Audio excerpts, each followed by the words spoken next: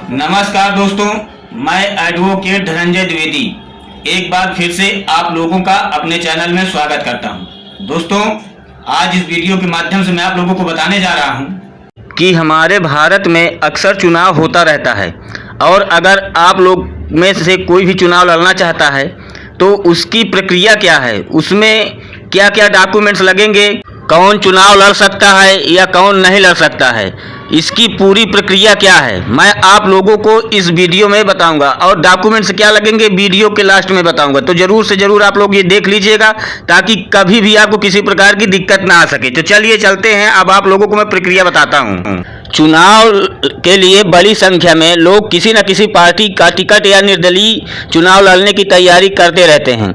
कई उम्मीदवार ऐसे होते हैं जो सिर्फ अपना शौक पूरा करने के लिए चुनाव लड़ते हैं।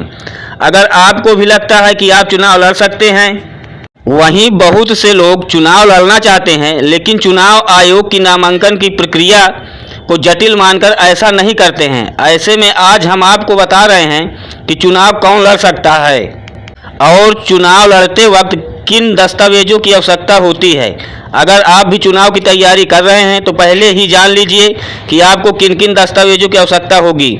जानते हैं चुनाव लड़ने की प्रक्रिया से जुड़ी हर एक बात के लिए। चलिए आगे आपको और कुछ बताने वाला हूं कि चुनाव में क्या क्या दस्तावेज लगते हैं। अगर हम सामान्य नियमों की बात करें तो चुनाव लड़ने के लिए व्यक्ति को सबसे पहले तो भारत का नागरिक होना चाहिए। ये आवश्यक है कि वो भारत का नागरिक हो और वो पागल तथा दिवालिया ना हो। इसके साथ ही उस व्यक्ति का नाम मतदाता सूची में शामिल होना चाहिए। ऐसा जरूरी नहीं कि आप जिस सीट से लड़ना चाहते हैं आपका वहीं पे मतदाता सूची होनी चाहिए, ऐसा कुछ भी नहीं है। आपका मतदाता सूची पे नाम होना चाहिए, आप कहीं से भी चुनाव लड़ सकते हैं। विधानसभा चुनाव उम्मीदवार की उम्र की बात करें तो 25 साल से अधिक उम्र के लोग चुनाव लड़ सकते हैं। इसके अलावा व्यक्ति को मानसिक रूप से पूरी तरह स्वस्थ होना आवश्यक है। कितनी सीट पर चुनाव लड़ा जा सकता है, क्योंकि कई लोग होते हैं उनको ये मालूम नहीं है कि हम एक जगह से चुनाव लड़ रहे हैं तो दूसरी जगह लड़ सकते हैं नहीं लड़ सकते। तो चलिए ये भी आपको धारणा जो है मन के अंदर जो मानसिकता बनी हुई उसको दूर कर देता हूँ।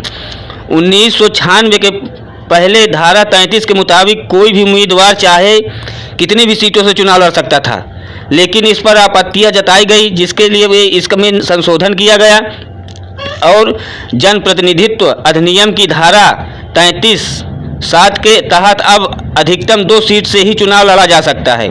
अगर कोई व्यक्ति विधानसभा का चुनाव लड़ना चाहता है तो वो 2 सीटों से चुनाव लड़ सकता है। एक सीट कहीं का भी हो और दूसरे भी सीट से वो इलेक्शन लड़ सकता है। बशर्ते उसमें क्या है कि चुनाव के परिणाम आने के 10 दिन के अंदर उसे ऐसा करना होगा कि सीट खाली करनी पड़ेगी। जैसे कि आप दोनों जगह से जीत चुके हैं तो उसमें से आपको 10 दिन के अंदर एक सीट को छोड़ना पड़ेगा जिससे वहाँ चुनाव फिर हो सके। चलिए अब जान लेते हैं किन किन दस्तावेजों की आवश्यकता होती है चुनाव लड़ने के लिए। तो जब कोई चुनाव लड़ता है तो उम्मीदवार को चुनाव आयोग की तय प्रक्रिया के अनुसार कई तरह के फॉर्म भरने होते हैं। इन फॉर्म में उम्मीदवारों की अपनी संपत्ति का, कहाँ तक पढ़ा हुआ है, उसका जो एजुकेशन होता है, पूरा एड्रेस, कोर्ट में कोई किसी प्रकार की केस तो नहीं चल रहे हैं, माने हर एक विभाग की पूरी जानकारी देनी होती है। साथ ही अलग अलग फॉर्म में कई सवालों के जवाब देने होते हैं और कई सवालों को सत्यापित करने के लिए दस्तावेजों की आवश्यकता भी होती है। वैसे तो उम्मीदवारों की निजी पहचान, एड्रेस, आयु, संपत्ति जिन जिन की जानकारी दी गई है, कोर्ट केस के भी सभी दस्तावेज जमा करने होते हैं। जैसे आप किसी भी प्रकार की केस चल रहा है और संपत्ति जो जितनी है उसकी पूरी दस्तावेजों को जमा किया जाता है। इसके अलावा होम टैक्स चुकाने की रसीद, सभी टैक्स चुकाने की रसीद आदि की जानकारी भी देनी होती है। अगर पार्टी में चुनाव लड़ रहे हैं तो सिंबल आवंटन का सर्टिफिकेट जमा करना होता है। तो जैसे कि आप चुनाव लड़ना है आप लोगों को तो ये सब करना पड़ेगा।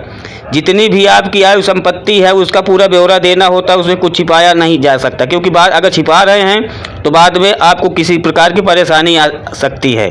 तो उम्मीद करता हूँ कि आप लोग ये समझ गए होंगे कि चुनाव लड़ने में क्या क्या प्रक्रिया होती है और कौन कौन से दस्तावेज लगते हैं। तो दोस्तों, अगर ये चीज़ समझ में आ गई हो तो वीडियो में शेयर कर दीजिएगा और कमेंट ज़रूर करिएगा। और अगर आप लोगों को किसी भी प्रकार का लीगल एडवाइस चाहिए तो कृपया कमेंट बॉक्स पर कमेंट करें और इसका पूरा निवारण मैं आप लोगों को बताऊंगा, वो भी फ्री रहेगा। धन्यवाद।